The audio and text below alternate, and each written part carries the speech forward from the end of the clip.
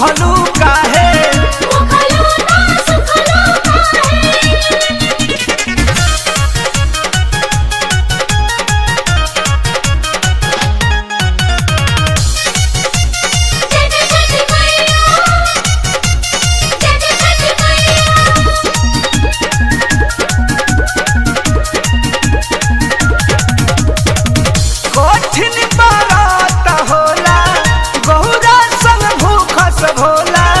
छठी माई के बेदिया से बनल बा अपन टोला।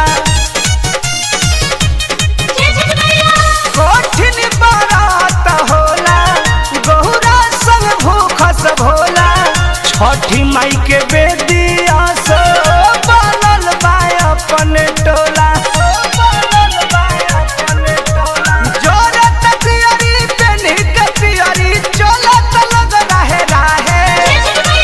भूखलू ता सुखलू काहे भूखलू ता सुखलू काहे भूखलू ता सुखलू काहे भूखलू ता सुखलू काहे।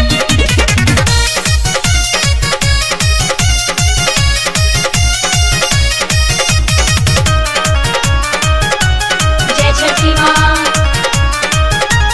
जय छठी माँ। कृष्णा दे दरदी औरी परमधि साधावा हो गौरा उठैले राम सेवक जी माथावा हो।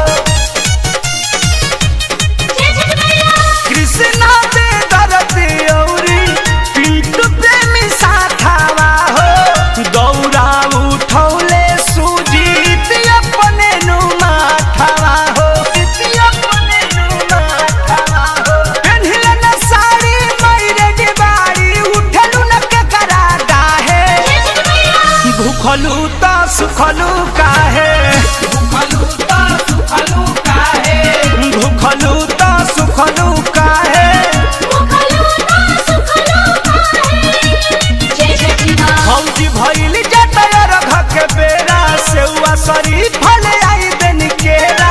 उठ बस भरा हिल डोल कर छठ घाट चल लाहे लाहे। भूखलू ता सुखलू काहे भूखलू ता सुखलू काहे भूखलू ता सुखलू